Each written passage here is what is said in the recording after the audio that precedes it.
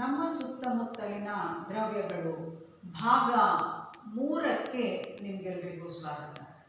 ಹಿಂದಿನ ತರಗತಿಯಲ್ಲಿ ನಾವು ಏನಪ್ಪ ಅಂದರೆ ದ್ರವ್ಯ ಅಂದರೆ ಏನು, ದ್ರವ್ಯಗಳು ಯಾವುದರಿಂದ ಮಾಡಲ್ಪಟ್ಟಿದೆ, ದ್ರವ್ಯದ ಕಣಗಳ ಗುಣಲಕ್ಷಣಗಳನ್ನು ತಿಳ್ಕೊಂಡ್ವಿ. ಅದಾದ ನಂತರ ಕಣಗಳಲ್ಲಿ ಅವು ಯಾವ ರೀತಿಯಾಗಿ ಕಣಗಳು ಇದ್ದಾವೆ ಅನ್ನೋದ್ರ ಆಧಾರದ ಮೇಲೆ ಕಣಗಳನ್ನು ನಾವು ದ್ರವ್ಯದ 3 ಸ್ಥಿತಿಗಳನ್ನು ನೋಡಿದ್ವಿ. ಘನ, ದ್ರವ ಮತ್ತು ಅನಿಲ ಸ್ಥಿತಿ. ಘನ ಸ್ಥಿತಿಯ ಗುಣಲಕ್ಷಣಗಳನ್ನು ತಿಳ್ಕೊಂಡ್ವಿ, ಅನಿಲ ಸ್ಥಿತಿಯ ಗುಣಲಕ್ಷಣಗಳನ್ನು ತಿಳ್ಕೊಂಡ್ವಿ ಮತ್ತು ದ್ರವ ಸ್ಥಿತಿಯ ಗುಣಲಕ್ಷಣಗಳನ್ನು ತಿಳ್ಕೊಂಡ್ವಿ.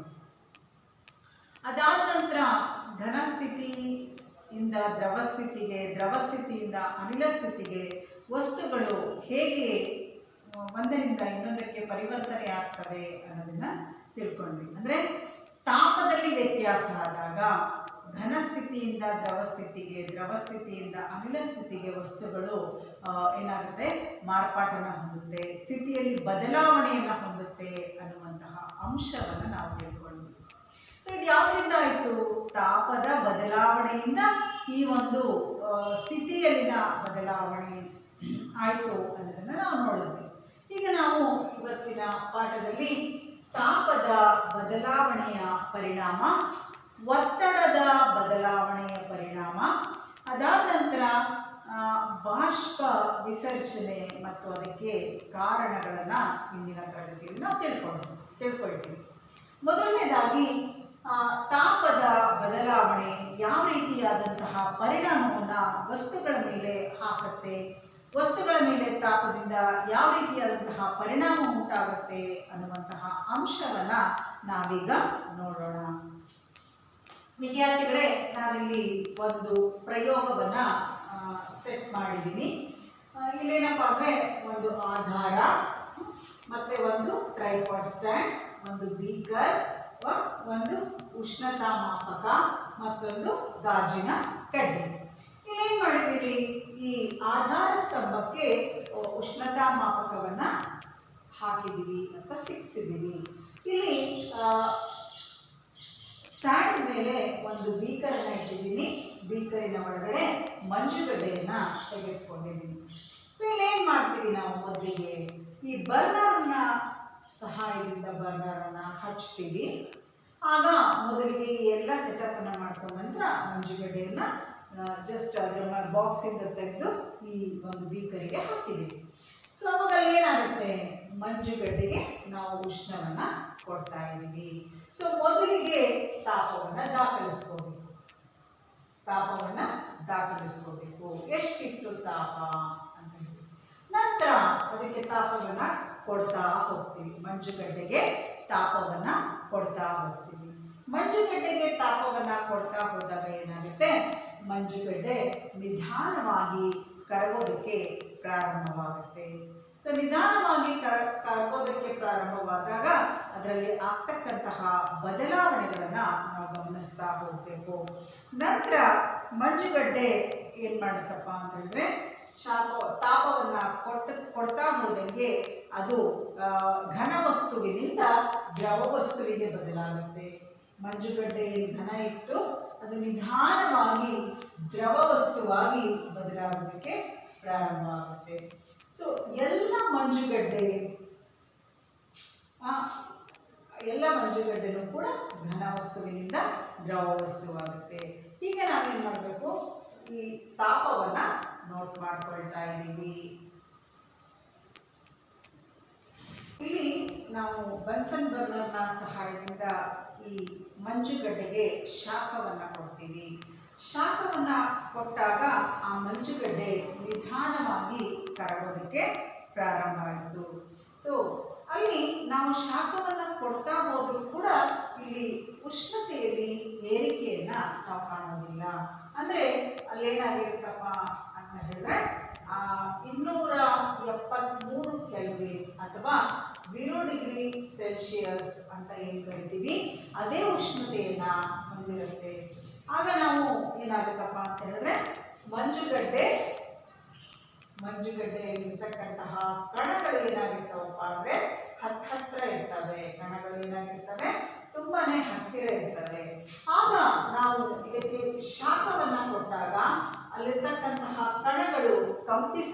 ಪ್ರಾರಂಭ ಮಾಡ್ತವೆ, ಹೆಚ್ಚಿನ ಶಕ್ತಿಯನ್ನು ಅವು ಪಡ್ಕೊಳ್ತವೆ. ಅವು ಏನಾಗ್ತಾವಪ್ಪ ಅಂತ ಹೇಳಿದ್ರೆ ಕಂಪಿಸೋದಕ್ಕೆ ಪ್ರಾರಂಭ ಮಾಡ್ತವೆ. ಸೊ ಕಂಪನ ಆಗುತ್ತೆ. ಕಂಪನ ಆದಮೇಲೆ ಇವುಗಳ ಮಧ್ಯೆ ಏನು ಆಕರ್ಷಣೆ ಇರುತ್ತೋ, ಒಂದು ಕಣ ಮತ್ತು ಇನ್ನೊಂದು ಕಣದ ಮಧ್ಯೆ ಏನು ಆಕರ್ಷಣಾ ಶಕ್ತಿ ಇರುತ್ತೋ ಆ ಶಕ್ತಿಯನ್ನ ಮೀರಿ ಈ ಕಣಗಳು ಏನಾಗ್ತವೆ, ದೂರ ದೂರ ಹೋಗೋದಕ್ಕೆ ಪ್ರಾರಂಭ ಮಾಡ್ತವೆ, ಚಲಿಸೋದಕ್ಕೆ ಪ್ರಾರಂಭ ಮಾಡ್ತವೆ. ಹೀಗೆ ಹತ್ತಿರ ಇದ್ದಂತಹ ಕಣಗಳು ಇಲ್ಲಿ ಕೊಟ್ಟಂತಹ ಶಕ್ತಿಯನ್ನು ಉಪಯೋಗಿಸಿಕೊಂಡು ಏನ್ ಮಾಡ್ತವೆ, ಆಕರ್ಷಣಾ ಚಲನ ಶಕ್ತಿಯನ್ನು ಪಡ್ಕೊಳ್ತವೆ. ಮತ್ತೆ ಆ ಆಕರ್ಷಣಾ ಶಕ್ತಿಯಿಂದ ಹೊರಗಡೆ ಬಂದು ಅವು ಸ್ವತಂತ್ರವಾಗಿ ಚಲಿಸೋದಕ್ಕೆ ಪ್ರಾರಂಭ ಮಾಡ್ತವೆ. ಸೊ ಕಣಗಳು ಯಾವಾಗ ದೂರ ದೂರ ಆಯ್ತೋ, ಆಕರ್ಷಣಾ ಬಂಧ ಒಡೆದು ಹೋಯ್ತೋ, ಆಗ ಏನಾಯ್ತಪ್ಪ ಅಂತ ಹೇಳಿದ್ರೆ ಸ್ಥಿತಿಯಲ್ಲಿ ಬದಲಾವಣೆಯನ್ನ ಕಾಣ್ತೀವಿ. ಸೊ ನಾವೇನಂತ ಹೇಳ್ತೀವಿ, ಅದನ್ನ ದ್ರವ ಸ್ಥಿತಿ. ಆ ಬಿಂದುವನ್ನ ನಾವೇನಂತ ಕರಿತೀವಪ್ಪ ಅಂತ ಹೇಳಿದ್ರೆ ದ್ರವನ ಬಿಂದು ಅಂತ ಹೇಳ್ತೀವಿ. ಹಾಗಾದ್ರೆ ದ್ರವನ ಬಿಂದು ಅಂದ್ರೆ ಏನು? ಯಾವ ಒಂದು ಉಷ್ಣತೆಯು ಘನಸ್ಥಿತಿಯಿಂದ, ಯಾವ ಉಷ್ಣತೆಯಲ್ಲಿ ವಾತಾವರಣದ ಒತ್ತಡದಲ್ಲಿ ಘನಸ್ಥಿತಿಯು ದ್ರವ ಸ್ಥಿತಿಗೆ ಬರಲು ಪ್ರಾರಂಭಿಸುತ್ತೋ ಆ ಒಂದು ಉಷ್ಣತೆಯನ್ನು ನಾವೇನಂತ ಕರಿತೀವಿ, ದ್ರವನ ಬಿಂದು ಅಂತ ಹೇಳಿ ಕರಿತೀವಿ. ಯಾವ ಉಷ್ಣದಲ್ಲಿ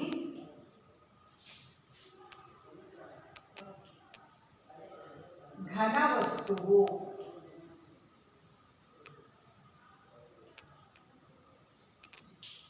ವಾತಾವರಣದ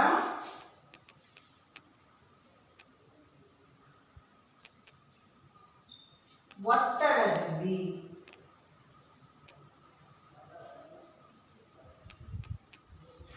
ಘನಸ್ಥಿತಿಯಿಂದ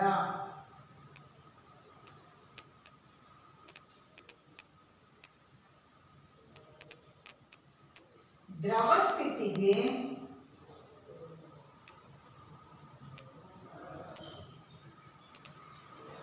ಬರುತ್ತವೆಯೋ ಅದು ಆ ಉಷ್ಣವನ್ನು ನಾವೇನಂತ ಕರಿತೀವಿ, ಆ ಬಿಂದುವನ್ನ ಅಥವಾ ಆ ಒಂದು ಉಷ್ಣವನ್ನ, ಆ ಬಿಂದುವನ್ನ ದ್ರವನ ಬಿಂದು, ಆ ಉಷ್ಣವನ್ನು ನಾವೇನಂತ ಕರಿತೀವಿ, ದ್ರವನ ಬಿಂದು ಅಂತ ಹೇಳಿ ಕರಿತೀವಿ. ಮಂಜುಗಡ್ಡೆ ಘನಸ್ಥಿತಿಯಿಂದ ದ್ರವ ಸ್ಥಿತಿಗೆ ಬರೋದನ್ನ ದ್ರವಿಸುವಿಕೆ ಅಥವಾ ದ್ರವನ ಅಂತ ಹೇಳಿ ಕರಿತೀವಿ. ದ್ರವಿಸುವಿಕೆ ಅಥವಾ ದ್ರವನ ಅಂತ ಹೇಳಿ ಕರಿತೀವಿ. ಸೊ ಇಲ್ಲಿ ನಾವು ನೆಕ್ಸ್ಟ್ ಏನ್ ಮಾಡ್ತೀವಪ್ಪ ಅಂತ ಹೇಳಿದ್ರೆ ಘನವಸ್ತುವಿನಿಂದ ದ್ರವ ವಸ್ತುವಾಗಿ ಬದಲಾಯಿತು. ಈಗ ಏನ್ ಮಾಡ್ತೀವಪ್ಪ, ಕಡ್ಡಿಯ ಸಹಾಯದಿಂದ ಆ ಒಂದು ನೀರನ್ನ ಕಲಕ್ತಾ ಹೋದಾಗ ಮತ್ತೆ ಏನಾಗುತ್ತಪ್ಪ ಅಂತ ಹೇಳಿದ್ರೆ ಉಷ್ಣದಲ್ಲಿ ಏರಿಕೆ ಆಗ್ತಾ ಹೋಗುತ್ತೆ. ಉಷ್ಣದಲ್ಲಿ ಏರಿಕೆ ಆಗ್ತಾ ಹೋದ್ಮೇಲೆ ಒಂದು ನಿರ್ದಿಷ್ಟ ಉಷ್ಣದಲ್ಲಿ ಏನಾಗುತ್ತಪ್ಪ ಅಂತ ಹೇಳಿದ್ರೆ ಈ ನೀರು ಆವಿಯಾಗಿ ಪರಿವರ್ತನೆಯಾಗುತ್ತೆ. ಇಲ್ಲಿ ನಾವು ನೋಡಿದ್ವಿ ಏನಪ್ಪಾ ಅಂತ ಹೇಳಿದ್ರೆ ಘನವಸ್ತುವಿನಿಂದ ದ್ರವ ವಸ್ತುವಾಗಿ ಬದಲಾವಣೆ ಆಗ್ತಾ ಇರಬೇಕಾದ್ರೆ ನಾವು ಕೊಟ್ಟಂತಹ ಉಷ್ಣ ಹಾಗೆಯೇ ಹಿಡ್ಕೊಳ್ಳುತ್ತೆ. ಆ ಕೊಟ್ಟಂತಹ ಉಷ್ಣ ಎಲ್ಲಿ ಹೋಯ್ತು ಅಂತ ಹೇಳಿದ್ರೆ ಈ ಆಕರ್ಷಣಾ ಬಂಧ ಒಡೆಯೋದಕ್ಕೆ ಹೋಗುತ್ತೆ. ಮತ್ತೆ ಆ ವಸ್ತುಗಳು ಚಲಿಸೋದಕ್ಕೆ ಪ್ರಾರಂಭವಾಗ್ತವೆ, ದೂರ ದೂರ ಚಲಿಸೋದಕ್ಕೆ ಪ್ರಾರಂಭವಾಗ್ತವೆ. ಉಷ್ಣ ಏರಿಕೆ ಆಗೋದಿಲ್ಲ, ಉಷ್ಣ ಹಾಗೆಯೇ ಒಳಗಡೆನೆ ಉಳ್ಕೊಂಡ್ಬಿಡುತ್ತೆ. ಸೊ ಒಳಗಡೆನೆ ಉಳಿಯೋದ್ರಿಂದ ಆ ಉಷ್ಣವನ್ನ ನಾವೇನಂತ ಕರಿತೀವಿ, ಗುಪ್ತೋಷ್ಣ ಅಂತ ಹೇಳಿ ಕರಿತೀವಿ. ಅಂತ ಕರಿತೀವಿ ಗುಪ್ತೋಷ್ಣ.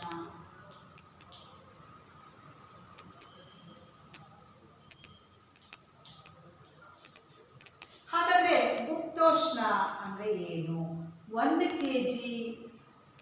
kg ಘನವಸ್ತುವನ್ನ ಅದರ ದ್ರವನ ಬಿಂದುವಿನಲ್ಲಿ ದ್ರವವಸ್ತುವಾಗಿ ಪರಿವರ್ತನೆಯಾಗಲು ಬೇಕಾಗುವ ಉಷ್ಣವನ್ನ ನಾವೇನಂತ ಕರಿತೀವಪ್ಪ ಅಂತ ಹೇಳಿದ್ರೆ ದ್ರವನ ಗುಪ್ತೋಷ್ಣ ಅಂತ ಹೇಳಿ ಕರಿತೀವಿ. 1 kg ಘನ ವಸ್ತುವನ್ನ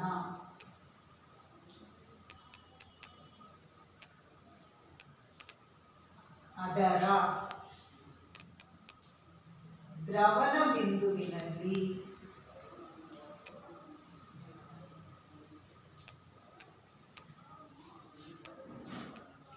ದ್ರವ ವಸ್ತುವಾಗಿ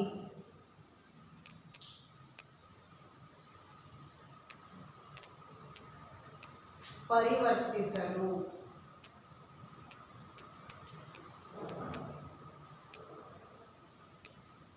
ಬೇಕಾಗುವ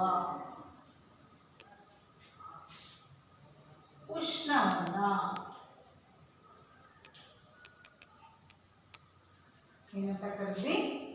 ಗುಪ್ತೋಷ್ಣ ಅಂತ ಹೇಳಿ ಕರಿತೀವಿ. ಅಂದ್ರೆ ಆ ಉಷ್ಣ ಏನಾಗುತ್ತಪ್ಪ ಅಂತ ಹೇಳಿದ್ರೆ ಇಲ್ಲಿ ತಾಪಮಾನದಲ್ಲಿ ಏರಿಕೆ ಆಗೋದಿಲ್ಲ, ಉಷ್ಣವನ್ನ ಆ ವಸ್ತು ತನ್ನೊಳಗೆ ಹಿಡಿದುಕೊಳ್ಳುತ್ತೆ, ಗುಪ್ತವಾಗಿ ಇಟ್ಕೊಳ್ಳುತ್ತೆ.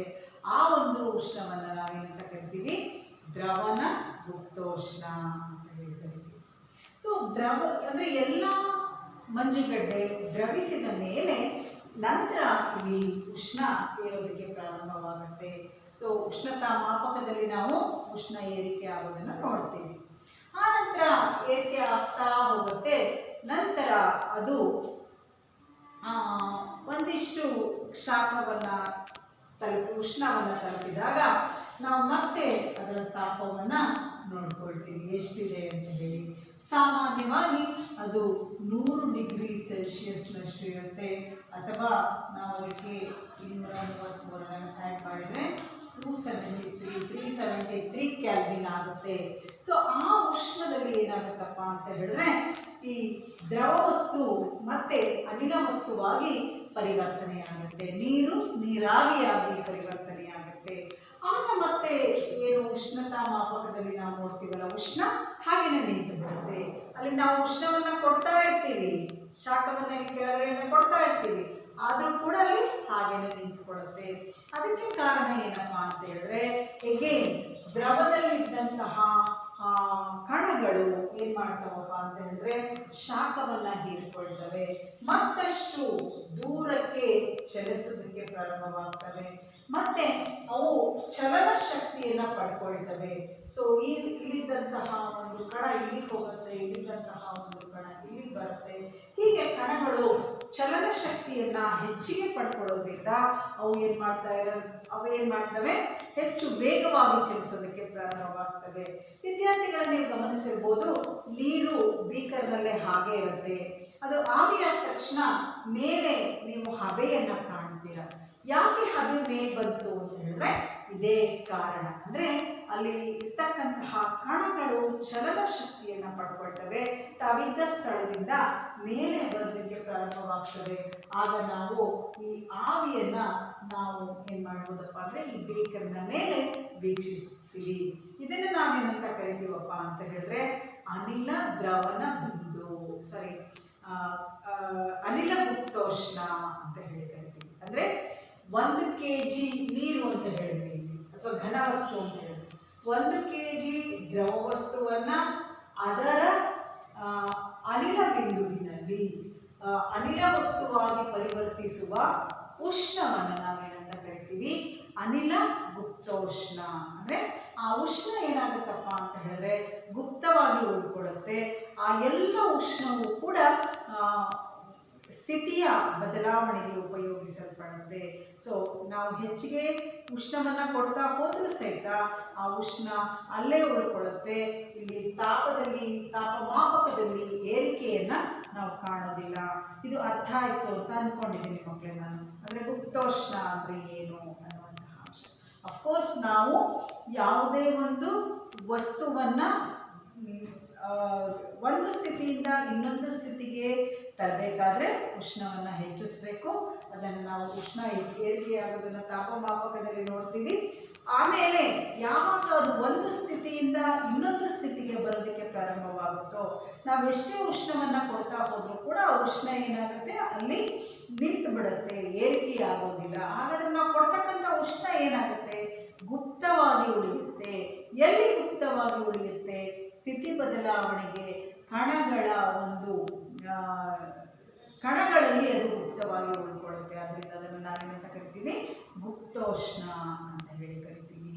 ಹೀಗೆ ಮಕ್ಕಳೇ ನಾವು ಏನಪ್ಪ ಅಂತ ಹೇಳಿದ್ರೆ ಘನ ಸ್ಥಿತಿಯಿಂದ ವಸ್ತುವನ್ನ ಏನ್ ಮಾಡಿದ್ವಿ, ಕಾಯಿಸಿದಾಗ ಅಥವಾ ಉಷ್ಣ ಅಥವಾ ತಾಪದ ಬದಲಾವಣೆಯಿಂದ ಅದೇನಾಯ್ತಪ್ಪ ಅಂತ ಹೇಳಿದ್ರೆ ಘನ ಸ್ಥಿತಿಯಿಂದ ದ್ರವ ಸ್ಥಿತಿಗೆ ಬಂತು, ದ್ರವ ಸ್ಥಿತಿಯಿಂದ ಅನಿಲ ಸ್ಥಿತಿಗೆ ಬರೋದನ್ನ ನಾವು ನೋಡ್ತೀವಿ. ಅದಾದ ನಂತರ ಅದೇ ರೀತಿಯಾಗಿ ನಾವು ತಾಪವನ್ನ ಕಡಿಮೆ ಮಾಡಿದಾಗ ಅಲ್ಲೇನಾಗುತ್ತೆ, ಈ ವಸ್ತುವಿನ ಒಂದು ಸ್ಥಿತಿ ಬದಲಾವಣೆಯನ್ನ ಕಾಣುತ್ತೆ. ಸೊ ತಾಪದ ಬದಲಾವಣೆಯಿಂದ ನಾವೇನ್ ಕಾಣ್ಬೋದು, ಸ್ಥಿತಿಯ ಬದಲಾವಣೆ ಕಾಣ್ತೀವಿ. ಅರ್ಥ ಆಯ್ತಲ್ವಾ ಮಕ್ಕಳೇ ಇದು? ಈಗ ಒತ್ತಡ ಬದಲಾವಣೆಯಿಂದ ಯಾವ ರೀತಿ ಸ್ಥಿತಿ ಬದಲಾವಣೆ ಆಗುತ್ತೆ? ಒತ್ತಡದ ಬದಲಾವಣೆಯಿಂದ ಏನಾದರೂ ಸ್ಥಿತಿಯ ಬದಲಾವಣೆ ಆಗುತ್ತಾ? ಹೌದು, ಒತ್ತಡದ ಬದಲಾವಣೆಯಿಂದಲೂ ಕೂಡ ನಾವು ಸ್ಥಿತಿಯ ಬದಲಾವಣೆಯನ್ನ ಗಮನಿಸ್ತೀವಿ. ಅದು ಹೇಗೆ ಅಂತ ಈಗ ನೋಡೋಣ. ಈಗ ನಾವು ಒತ್ತಡದ ಬದಲಾವಣೆಯಿಂದ ಆಗ್ತಕ್ಕಂತಹ ಪರಿಣಾಮಗಳ ಬಗ್ಗೆ ತಿಳ್ಕೊಳ್ಳೋಣ. ಇಲ್ಲಿ ನಾವು ಒಂದು ಉದಾಹರಣೆಯನ್ನು ತೆಗೆದುಕೊಂಡಿದ್ದೀವಿ. ಅಂದರೆ ಒಂದು ಸಿಲಿಂಡರ್ ಅನ್ನು ತೆಗೆದುಕೊಂಡಿದ್ದೀವಿ. ಸಿಲಿಂಡರ್ನಲ್ಲಿ ಅನಿಲದ ಕಣಗಳು ಇದ್ದಾವೆ ಅಥವಾ ಒಂದು ಅನಿಲವನ್ನ ಇದೆ ಅಂತ ಹೇಳಿ ನಾವು ಊಹಿಸ್ಕೊಂಡ್ರೆ, ಒಂದು ಅನಿಲಕ್ಕೆ ನಾವು ಒತ್ತಡವನ್ನು ಹಾಕಿದಾಗ, ಪಿಸ್ಟನ್ನಿಂದ ಒತ್ತಡವನ್ನು ಹಾಕಿದಾಗ ಆ ಕಣಗಳು ಏನಾಗ್ತವೆ ಅಂತ ಹೇಳಿದ್ರೆ ಹತ್ತಿರಕ್ಕೆ ಬರ್ತವೆ. ಆಗ ಹತ್ತಿರಕ್ಕೆ ಬಂದಾಗ ಏನಾಗುತ್ತಪ್ಪ, ಕಣಗಳು ಹತ್ತಿರಕ್ಕೆ ಬಂದಾಗ ಅದು ಅನಿಲ ಸ್ಥಿತಿಯಿಂದ ದ್ರವ ಸ್ಥಿತಿಗೆ ಬರುತ್ತೆ. ಆಮೇಲೆ ಮತ್ತೆ ಅದಕ್ಕೆ ಹೆಚ್ಚಿನ ಒತ್ತಡವನ್ನು ನಾವು ಪಿಸ್ಟನ್ನಿಂದ ಹಾಕಿದಾಗ ಅದೇನಾಗುತ್ತೆ, ಕಣಗಳು ಎಲ್ಲ ಜೋಡಿಸಲ್ಪಡ್ತವೆ, ನಿರ್ದಿಷ್ಟವಾಗಿ ಜೋಡಿಸಲ್ಪಡ್ತವೆ. ಆಗ ನಾವು ಕಣಗಳಲ್ಲಿ ಏನನ್ನ ಕಾಣ್ಬೋದಪ್ಪ ಅಂತ ಹೇಳಿದ್ರೆ ಘನಸ್ಥಿತಿಯನ್ನ ಕಾಣ್ಬೋದು. ಅಂದ್ರೆ ಸ್ಥಿತಿ ಬದಲಾವಣೆಗೆ ಕಾರಣ ಏನಪ್ಪ ಅಂತ ಹೇಳಿದ್ರೆ, ಸ್ಥಿತಿ ಬದಲಾವಣೆಗೆ ಕಾರಣ ಆ ಕಣಗಳ ಮಧ್ಯದಲ್ಲಿರ್ತಕ್ಕಂತಹ ಒಂದು ಅಂತರ. ಕಣಗಳ ಮಧ್ಯದಲ್ಲಿ ಅಂತರ ಜಾಸ್ತಿ ಇತ್ತಪ್ಪ ಅಂತ ಹೇಳಿದ್ರೆ ಅದು ಅನಿಲ ಸ್ಥಿತಿಯಲ್ಲಿರುತ್ತೆ, ಸ್ವಲ್ಪ ಹತ್ರ ಇತ್ತು ಅಂದ್ರೆ ದ್ರವ ಸ್ಥಿತಿಯಲ್ಲಿರುತ್ತೆ.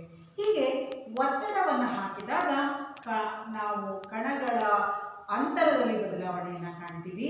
ಯಾವಾಗ ಕಣಗಳ ಅಂತರದಲ್ಲಿ ಬದಲಾವಣೆಯನ್ನು ಕಾಣ್ತೀವೋ ಆಗ ಸ್ಥಿತಿಯ ಬದಲಾವಣೆಯನ್ನು ನಾವು ಕಾಣ್ತೀವಿ ಅಂತ ಹೇಳಿ. ಈಗ ನಾವು ನೈಸರ್ಗಿಕ ಅನಿಲ ಇದೆ, ಆ ನೈಸರ್ಗಿಕ ಅನಿಲವನ್ನ ಸಂಕುಚಿಸಿದಾಗ, ಸಂಕುಚನೆಗೆ ಒಳಪಡಿಸಿದಾಗ ಅದೇನಾಗುತ್ತೆ, ಒತ್ತಡವನ್ನು ಹಾಕಿದಾಗ ಅದು ಸಂಕುಚನೆಗೆ ಒಳಪಡುತ್ತೆ. ಅದನ್ನು ನಾವೇನಂತ ಕರಿತೀವಿ, CNG ಅಂತ ಕರಿತೀವಿ, ಕಾಂಪ್ರೆಸ್ಡ್ ನ್ಯಾಚುರಲ್ ಗ್ಯಾಸ್ ಅಂತ ಕರಿತೀವಿ. ಈ ಕಾಂಪ್ರೆಸ್ಡ್ ನ್ಯಾಚುರಲ್ ಗ್ಯಾಸ್ ಏನಪ್ಪ ಅಂತ ಹೇಳಿದ್ರೆ ಇದು ಸಂಪೀಡಿತ ನೈಸರ್ಗಿಕ ಅನಿಲ. ಇದನ್ನು ನಾವು ಕಾರ್ಖಾನೆಗಳಲ್ಲಿ ಮತ್ತು ವಾಹನಗಳಲ್ಲಿ ಬಳಸೋದನ್ನು ನೋಡ್ತೀವಿ. ನಮ್ಮ LPGನೂ ಸಹಿತ ಅಷ್ಟೇ. ನಾವೇನು ಸಿಲಿಂಡರನ್ನು ಗ್ಯಾಸ್ ಸಿಲಿಂಡರ್ ಅಂತ ಕರಿತೀವೋ ವಿದ್ಯಾರ್ಥಿಗಳಲ್ಲಿ ನೀವು ಗಮನಿಸಬೇಕು, ಅದನ್ನು ನೀವು ಮುಟ್ಟು ನೋಡ್ರಿ, ತಂಪಾಗಿರುತ್ತೆ. ಮತ್ತು ಅದನ್ನು ನೀವು ಅಲ್ಲಾಡಿಸಿದ್ರೆ ದ್ರವ ಇರೋದು ಕಾಣಿಸುತ್ತೆ. ಅಂದರೆ ಆ ಅನಿಲವನ್ನು ಏನು ಮಾಡಿರ್ತಾರೆ, ಸಂಕುಚನಕ್ಕೆ ಒಳಪಡಿಸ್ತಾರೆ. ಸಂಕುಚಿಸಿದಾಗ ಅದು ದ್ರವ ರೂಪಕ್ಕೆ ಬರುತ್ತೆ. So LPG liquefied petroleum gas ಅಂದರೆ ದ್ರವಿತ ಪೆಟ್ರೋಲಿಯಂ ಅನಿಲ ಅಂತ ಹೇಳಿ ಕರಿತೀವಿ. ಸೊ ಅನಿಲವನ್ನು ಏನು ಮಾಡಿರ್ತೀವಿ, ಪೆಟ್ರೋಲಿಯಂ ಅನಿಲವನ್ನು ನಾವು ಸಂಕುಚನಕ್ಕೆ ಒಳಪಡಿಸಿದಾಗ ಅದು ದ್ರವ ರೂಪಕ್ಕೆ ಬರುತ್ತೆ. ಆದ್ದರಿಂದ ನಾವು ಕಡಿಮೆ ಜಾಗದಲ್ಲಿ ಅದನ್ನು ಏನು ಮಾಡೋದಕ್ಕೆ, ತುಂಬಿಡೋದಕ್ಕೆ ಸಾಧ್ಯ. 14 kg ಅಂತ ಬಂದಿರ್ತಾರೆ ವಿದ್ಯಾರ್ಥಿಗಳ ಮೇಲೆ ಗಮನಿಸಿ. ಆ 14 kg ಅನಿಲವನ್ನು ನಾವು ಬಿಟ್ಟಾಗ ಈ ರೂಮ್ ತುಂಬ ಹರಡ್ಕೋಬಹುದು. ಆದರೆ ಅದನ್ನು ಏನು ಮಾಡ್ತಾರೆ, ಸಂಕುಚನಕ್ಕೆ ಒಳಪಡಿಸ್ತಾರೆ. ಇದನ್ನು ನಾವೇನಂತ ಕರಿತೀವಿ, ಲಿಕ್ವಿಫೈಡ್ ಪೆಟ್ರೋಲಿಯಂ ಗ್ಯಾಸ್ ಅಂತ ಹೇಳಿ ಕರಿತೀವಿ. ಅದೇ ರೀತಿ ಕಾರ್ಬನ್ ಡೈಆಕ್ಸೈಡನ್ನು ನೀವು ಕೇಳಿದ್ದೀರಾ. ಆ ಕಾರ್ಬನ್ ಡೈಆಕ್ಸೈಡನ್ನು ಒತ್ತಡವನ್ನು 1 ATM 1 ಅಟ್ಮಾಸ್ಫಿಯರಿಕ್ ಪ್ರೆಷರ್ಗೆ ಇಳಿಸಿದಾಗ ಅದೇನಾಗುತ್ತಪ್ಪ ಅಂತ ಹೇಳಿದ್ರೆ ಘನರೂಪಕ್ಕೆ ಬರುತ್ತೆ. ಅದನ್ನು ನಾವು ಶುಷ್ಕ ಮಂಜುಗಡ್ಡೆ ಅಥವಾ ಡ್ರೈ ಐಸ್ ಅಥವಾ ಶುಷ್ಕ ಮಂಜುಗಡ್ಡೆ.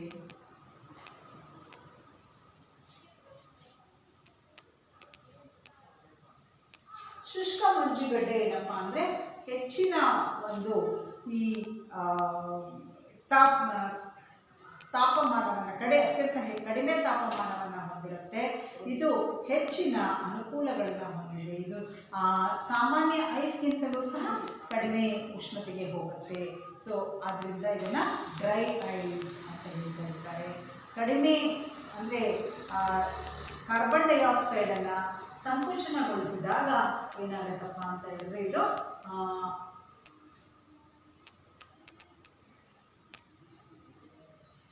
ಡ್ರೈ ಐಸ್ ಆಗಿ ಪರಿವರ್ತನೆಯಾಗುತ್ತೆ. ಇದನ್ನ ಶುಷ್ಕ ಮಂಜುಗಡ್ಡೆ ಅಂತ ಹೇಳಿ ಕರೀತಾರೆ. ಸ್ಥಿತಿಯ ಬದಲಾವಣೆಗೆ ಯಾವಾಗಲೂ ಕೂಡ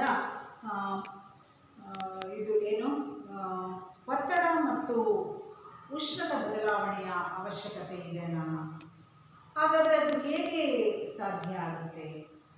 ಈಗ ನೀವು ನೋಡಿರ್ಬೋದು, ಒಂದು ಬಟ್ಲಲ್ಲಿ ನಾವು ನೀರಿಟ್ವಿ ಅಂತ ಹೇಳಿದ್ರೆ, ಅಥವಾ ಒಂದು ಲೋಟದಲ್ಲಿ ನಾವು ನೀರಿಟ್ಟು ಅದು ತುಂಬ ಕಡಿಮೆ ನೀರಿದ್ದು ಕೆಲವು ದಿನಗಳು ಹಾಗೆ ನಾವು ನೋಡದೇ ಇದ್ದರೆ ಆ ನೀರು ಕಾಣದೇ ಇರುತ್ತೆ, ಅಂದರೆ ಕಾಣೆಯಾಗಿರುತ್ತೆ.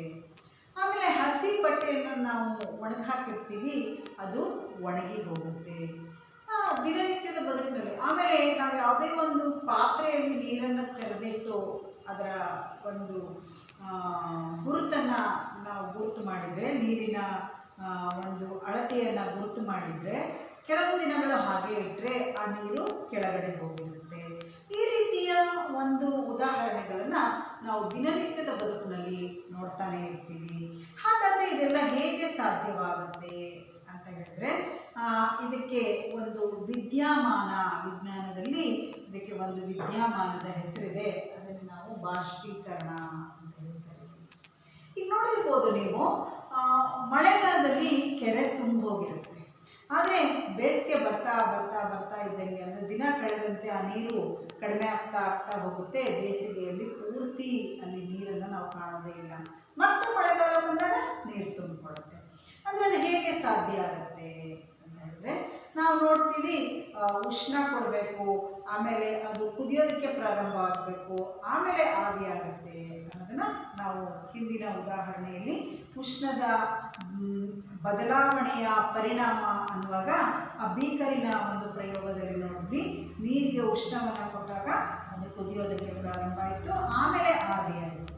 ಆದರೆ ಇಲ್ಲಿ ಕೆರೆಯಲ್ಲಿ ನೀರು ಹೇಗೆ ಕಡಿಮೆ ಆಗುತ್ತೆ, ಲೋಟದಲ್ಲಿದ್ದಂತಹ ನೀರು ಹೇಗೆ ಕಡಿಮೆ ಆಗುತ್ತೆ, ಬಟ್ಟೆ ಹೇಗೆ ಒಣಗತ್ತೆ ಅಂತ ಹೇಳಿ ನಾವು ನೋಡೋದಾದ್ರೆ, ಯಾವುದೇ ಒಂದು ದ್ರವ ಅದರ ಕುದಿಯುವ ಬಿಂದುವಿಗೆ ಮೊದಲೇ ಆವಿಯಾಗುವ ಕ್ರಿಯೆಯನ್ನು ನಾವೇನಂತ ಹೇಳ್ತೀವಿ, ಬಾಷ್ಪೀಕರಣ ಅಂತ ಹೇಳ್ತೀವಿ. ಅಂದರೆ ದ್ರವವು ಯಾವುದೇ ತಾಪಮಾನದಲ್ಲಿಯೂ ಕುದಿಯುವ ಬಿಂದುವನ್ನು ತಲುಪುವ ಮೊದಲೇ ಆವಿಯಾದರೆ ಅದಕ್ಕೆ ನಾವೇನಂತ ಕರಿತೀವಿ, ಆ ವಿದ್ಯಮಾನವನ್ನು ಬಾಷ್ಪೀಭವನ ಅಥವಾ ಬಾಷ್ಪೀಕರಣ ಅಂತ ಹೇಳಿ ಕರಿತೀವಿ.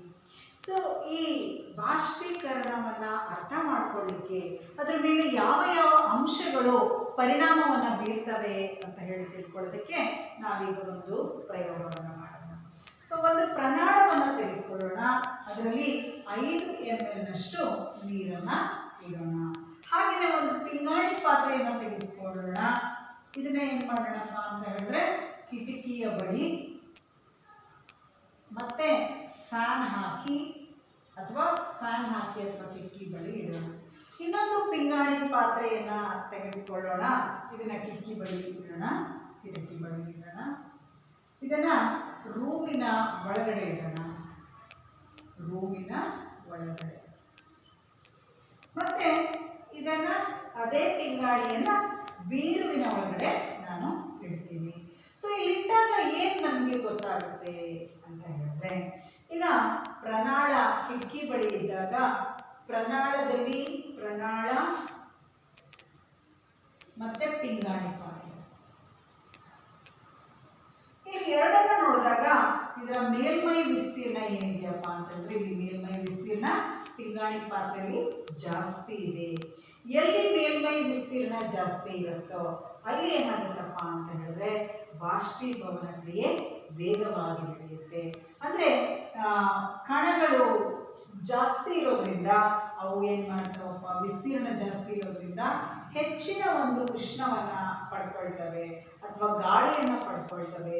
ಸುಲಭವಾಗಿ ಅವೇನಾಗ್ತವಪ್ಪ ಅಂತ ಹೇಳಿದ್ರೆ ಕಣಗಳ ನಡುವಿನ ಅಂತರ ಜಾಸ್ತಿಯಾಗಿ ಆ ಕಣಗಳು ಬೇಗನೆ ಚಲಿಸೋದಕ್ಕೆ ಪ್ರಾರಂಭ ಆಗ್ತವೆ. ಇನ್ನು ತಾಪದ ಹೆಚ್ಚಳ. ಸೊ ತಾಪವನ್ನು ಹೆಚ್ಚಿಸಿದಾಗಲೂ ಕೂಡ ಅಲ್ಲೇನಾಗುತ್ತಪ್ಪ. ಆಮೇಲೆ ಇಲ್ಲಿ ನೋಡ್ರಿ, ಪ್ರಣಾಳವನ್ನು ತೆಗೆದುಕೊಂಡ್ವಿ, ಕಿಟಕಿ ಹತ್ರ ಇಟ್ವಿ, ಮತ್ತೆ ಪಿಂಗಾಣಿ ಪಾತ್ರೆಯನ್ನು ತೆಗೆದುಕೊಂಡ್ವಿ, ಅದನ್ನ ರೂಮ್ ಒಳಗಡೆ ಫ್ಯಾನ್ ಕೆಳಗಡೆ ಇಟ್ವಿ, ಅದು ಬೇಗ ಆಯಿತು. ಇನ್ನೊಂದನ್ನ ಬೀರು ಒಳಗಡೆ ಇಟ್ಟಿರ್ತೀವಿ. ಸೊ ಬೀರು ಒಳಗಡೆ ಇಟ್ಟಾಗ ಅದಕ್ಕೆ ಗಾಳಿ ತಾಕೋದಿಲ್ಲ. ಅಂದರೆ ಅಲ್ಲಿ ಏನಾಗುತ್ತಪ್ಪ ಅಂತ ಹೇಳಿದ್ರೆ ತೇವಾಂಶ ಜಾಸ್ತಿ ಇರುತ್ತೆ. ಅದ್ರ ಒಳಗಡೆ ತೇವಾಂಶ ಜಾಸ್ತಿ ಇರುತ್ತೆ, ಗಾಳಿ ಇರೋದಿಲ್ಲ, ಮತ್ತೆ ಅದಕ್ಕೆ ಇನ್ನೇನು ಸಿಗೋದಿಲ್ಲ, ತಾಪ ಸಿಗೋದಿಲ್ಲ. ಹಾಗಾಗಿ ಅಲ್ಲಿ ಏನಾಗುತ್ತೆ, ಬಾಷ್ಪೀಭವನ ಕಡಿಮೆ. ಈಗ ಮೇಲ್ಮೈ ವಿಸ್ತೀರ್ಣ ಜಾಸ್ತಿ ಆದಾಗ ಆ ಕಣಗಳು ಏನಾಗ್ತಾವಪ್ಪ ಅಂತ ಹೇಳಿದ್ರೆ, ಮೇಲ್ಮೈ ವಿಸ್ತೀರ್ಣ ಜಾಸ್ತಿ ಆದಾಗ ಏನಾಗುತ್ತೆ, ಕಣಗಳು ಸುಲಭವಾಗಿ ತಾಪವನ್ನು ಪಡ್ಕೊಳ್ತವೆ ಮತ್ತೆ ಗಾಳಿಯನ್ನು ಪಡ್ಕೊಳ್ತವೆ. ಕಣಗಳು ಮೇಲ್ಮೈಯಲ್ಲಿರ್ತಕ್ಕಂತಹ ಕಣಗಳ ನಡುವಿನ ಆಕರ್ಷಣಾ ಶಕ್ತಿ ಕಡಿಮೆ ಆಗುತ್ತೆ. ಸೊ ಅದರಿಂದ ಅವೇನಾಗ್ತವೆ, ಸುಲಭವಾಗಿ ಆಕರ್ಷಣಾ ಶಕ್ತಿ ಕಡಿಮೆ ಆದ್ದರಿಂದ ಅವು ಸುಲಭವಾಗಿ ಅನಿಲ ರೂಪಕ್ಕೆ ಹೋಗ್ಬಿಡ್ತವೆ. ಸೊ ಈ ರೀತಿ ಮೇಲ್ಮೈ ವಿಸ್ತೀರ್ಣ ಬಾಷ್ಪೀಭವನದ ಮೇಲೆ ಪರಿಣಾಮ ಬೀರುತ್ತೆ. ಅದೇ ರೀತಿ ಬೇಸಿಗೆ ಕಾಲದಲ್ಲಿ ನೀರು ಬೇಗ ಅಥವಾ ಬಟ್ಟೆ ಬೇಗ ಆರೋದನ್ನು ನಾವು ನೋಡ್ತೀವಿ, ಬೇಗ ಒಣಗೋದನ್ನು ನೋಡ್ತೀವಿ. ಇದಕ್ಕೆ ಕಾರಣ ತಾಪ ಹೆಚ್ಚಳ ಆದಾಗಲೂ ಕೂಡ ಬಾಷ್ಪೀಭವನ ಹೆಚ್ಚಳ ಆಗುತ್ತೆ. ಅಂದರೆ ಬೇಗ ಅವು ಏನಪ್ಪ ಅಂದರೆ ಚಲನಶಕ್ತಿಯನ್ನು, ನೀರಿನ ಕಣಗಳು ಚಲನಶಕ್ತಿಯನ್ನು ಪಡ್ಕೊಳ್ತವೆ. ಆರ್ದ್ರತೆ ಅಂದರೆ ಯಾವುದೇ ಒಂದು ಪ್ರದೇಶದಲ್ಲಿರ್ತಕ್ಕಂತಹ ನೀರಾವಿಯ ಅಂಶವನ್ನು ನಾವೇನಂತ ಕರಿತೀವಿ, ಆರ್ದ್ರತೆ ಅಂತ ಹೇಳಿ ಕರಿತೀವಿ. ಸೊ ಆರ್ದ್ರತೆ ಇಳಿಕೆ ಆದಾಗಲೂ ಕೂಡ ನಾವೇನಾಗುತ್ತೆ, ಬಾಷ್ಪೀಭವನ ಇಲ್ಲಿ ಕಡಿಮೆ ಆಗುತ್ತೆ. ಗಾಳಿಯ ವೇಗ ಜಾಸ್ತಿ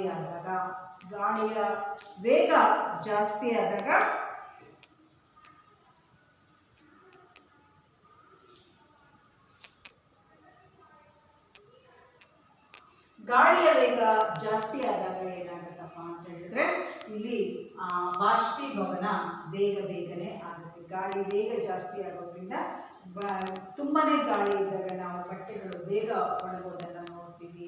ಸೊ ಈ ಎಲ್ಲ ಅಂಶಗಳನ್ನು ಗಮನಿಸಿದಾಗ ಬಾಷ್ಪೀಭವನದ ಮೇಲೆ ಪರಿಣಾಮವನ್ನು ಬೀರುವಂತಹ ಅಂಶಗಳು ಯಾವ್ಯಾವು ಅಂದರೆ ಮೇಲ್ಮೈ ವಿಸ್ತೀರ್ಣ, ತಾಪದ ಹೆಚ್ಚಳ, ಆರ್ದ್ರತೆಯ ಇಳಿಕೆ ಮತ್ತೆ ಗಾಳಿಯ ವೇಗ. ಇವು ಏನು ಮಾಡ್ತಾವಪ್ಪ ಅಂದರೆ ಬಾಷ್ಪೀಭವನದ ಮೇಲೆ ಪರಿಣಾಮವನ್ನು ಬೀರ್ತವೆ. ಸೊ ಇನ್ನೊಮ್ಮೆ ನಾನು ಹೇಳ್ತೀನಿ, ಬಾಷ್ಪೀಭವನ ಅಂತ ಹೇಳಿದ್ರೆ ದ್ರವ ವಸ್ತುವು ಯಾವುದೇ ತಾಪಮಾನದಲ್ಲಿ ಕುದಿಯುವ ಬಿಂದುವನ್ನು ತಲುಪುವ ಮೊದಲೇ ಆವಿಯಾಗುವ ಒಂದು ಕ್ರಿಯೆಗೆ ನಾವೇನಂತ ಕರಿತೀವಿ, ಬಾಷ್ಪೀಭವನ ಅಂತ ಹೇಳಿ ಕರಿತೀವಿ. ಈಗ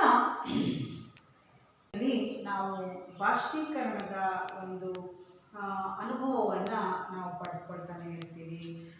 ಬೇಸಿಗೆ ಕಾಲದಲ್ಲಿ ಮನೆಗೆ ಯಾರಾದರೂ ಬಂದರೆ ನಾವು ಪಾನಕವನ್ನು ಕೊಡ್ತೀವಿ ಅಥವಾ ಶರಬತ್ತನ್ನು ಕೊಡ್ತೀವಿ, ಜ್ಯೂಸನ್ನು ಕೊಡ್ತೀವಿ. ಯಾಕಪ್ಪ ಅಂತ ಹೇಳಿದ್ರೆ ಸಕ್ಕರೆಯನ್ನು ನೀರಿಗೆ ಹಾಕಿದಾಗ ಆ ಸಕ್ಕರೆ ಕರಗಬೇಕಾದ್ರೆ ನೀರಿನಲ್ಲಿರ್ತಕ್ಕಂತಹ ಉಷ್ಣವನ್ನು ಅದು ಹೀರ್ಕೊಳ್ಳುತ್ತೆ. ಆಗ ಆ ಪಾನೀಯ ಏನಾಗಿರುತ್ತೆ, ತಂಪಾಗಿರುತ್ತೆ.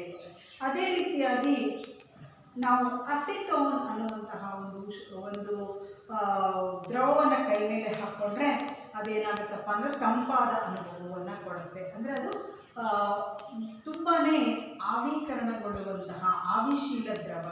ಅದೇ ರೀತಿಯಾಗಿ ನಮ್ಮ ಸಾಮಾನ್ಯವಾಗಿ ಉಪಯೋಗಿಸ್ತಕ್ಕಂತಹ ನಮ್ಮ ಮನೆಗಳಲ್ಲಿ ನೈಲ್ ಪಾಲಿಶ್ ರಿಮೂವರ್ ನೋಡಿರ್ತೀರ. ನೈಲ್ ಅಂದರೆ ಉಗುರಿಗೆ ಬಣ್ಣವನ್ನು ಹಚ್ಕೊಂಡಾಗ ಅದನ್ನು ಬರೆಸುವಂಥದ್ದನ್ನು ನೋಡಿರ್ತೀರ. ಅದನ್ನು ನಾವು ಕೈಗೆ ತಾಕಿದಾಗ ನಮಗೆ ತಂಪಾಗಿರ್ತಕ್ಕಂತಹ ಅನುಭವ ಉಂಟಾಗುತ್ತೆ. ಇದಕ್ಕೆ ಕಾರಣ ಏನಪ್ಪ ಅಂತ ಅಂತ ಹೇಳಿದ್ರೆ ಅದು ನಮ್ಮ ಮೇಲ್ಮೈ ಉಷ್ಣವನ್ನು ಹೀರ್ಕೊಂಡ್ಬಿಟ್ಟು ಅದೇನಾಗುತ್ತೆ ಅಂದರೆ ತಂಪಾಗುತ್ತೆ. ಅಂದರೆ ಆವಿಕರಣ ಅನ್ನುವಂಥದ್ದು ತಂಪಾಗುವಿಕೆಗೆ ಕಾರಣವಾಗುತ್ತೆ. ಸೊ ಎಲ್ಲಿ ಆವಿಕರಣಗೊಳ್ತಾ ಇರುತ್ತೋ ಅಲ್ಲಿ ತಂಪಾಗಿರೋದನ್ನು ನಾವು ನೋಡ್ತೀವಿ. ಮಡಿಕೆಯಲ್ಲಿಟ್ಟಂತಹ ನೀರು ತಂಪಾಗಿರುತ್ತೆ. ಯಾಕೆ ಅಂತ ಹೇಳಿದ್ರೆ ಮಡಿಕೆಯ ರಂಧ್ರಗಳಿಂದ ನೀರು ಆವಿಯಾಗ್ತಾ ಹೋಗ್ತಾ ಇರುತ್ತೆ, ಮತ್ತು ಅನಿಲ ವಿನಿಮಯ ಆಗುತ್ತೆ. ಅಂದರೆ ಅಲ್ಲಿನ ಹೆಚ್ಚಿನ ಉಷ್ಣ ಏನು ಉಷ್ಣವನ್ನು ಹೀರ್ಕೊಳ್ಳುತ್ತೋ ಅದು ಅಲ್ಲಿರುವ ನೀರು ಆವಿಯಾಗಿ ಹೊರಗಡೆ ಹೋಗುತ್ತೆ. ಹಾಗಾಗಿ ಮಡಿಕೆಯಲ್ಲಿಟ್ಟಂತಹ ನೀರು ತಂಪಾಗಿರುತ್ತೆ. ಇನ್ನು ತಂಪಾದ ನೀರನ್ನು ನಾವು ಗಾಜಿನ ಲೋಟದಲ್ಲಿಟ್ಟಾಗ ಅಲ್ಲೇನಾಗುತ್ತಪ್ಪ ಅಂತ ಹೇಳಿದ್ರೆ ಬಿಂದುಗಳನ್ನು, ದ್ರವ ಬಿಂದುಗಳನ್ನು ನಾವು ಗಾಜಿನ ಲೋಟದ ಸುತ್ತ ನೋಡ್ತೀವಿ. ಇದಕ್ಕೆ ಕಾರಣ ಏನಪ್ಪ ಅಂತ ಹೇಳಿದ್ರೆ ವಾತಾವರಣದಲ್ಲಿ ತೇವಾಂಶ, ನೀರಿನ ಅಂಶ ಇರುತ್ತೆ, ನೀರಾವಿ ಇರುತ್ತೆ. ಆ ನೀರಾವಿ ಇಲ್ಲಿಗೆ ಬರ್ತಿದ್ದಂಗೆ ಏನಾಗುತ್ತಪ್ಪ ಅಂದರೆ ಈ ತಂಪನ್ನು ಹೀರ್ಕೊಳ್ಳುತ್ತೆ.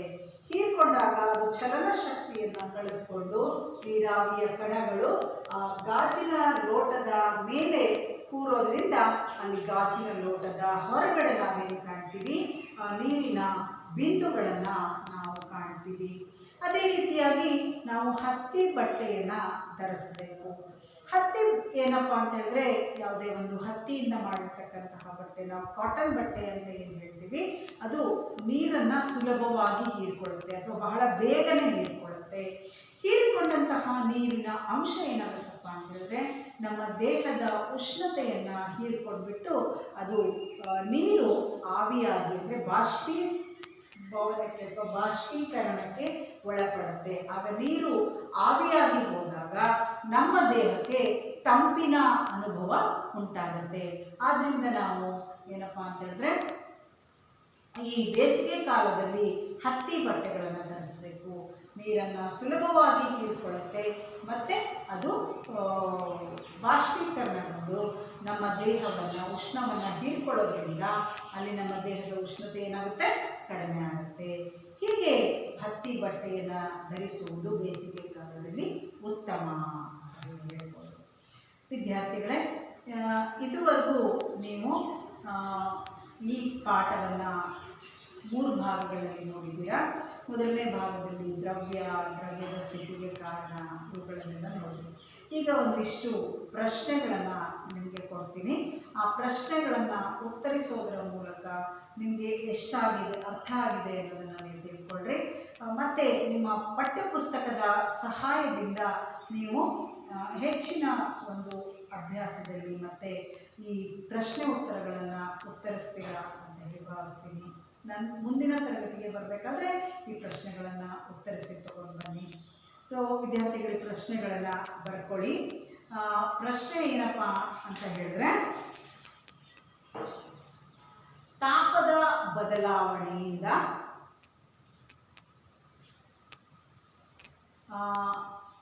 ವಸ್ತುಗಳ ಮೇಲೆ ಆಗುವಂತಹ ಪರಿಣಾಮ ಏನು? ಅದೇ ರೀತಿಯಾಗಿ ಒತ್ತಡದ ಬದಲಾವಣೆಯಿಂದ ವಸ್ತುಗಳ ಮೇಲೆ ಆಗ್ತಕ್ಕಂತಹ ಪರಿಣಾಮ ಏನು?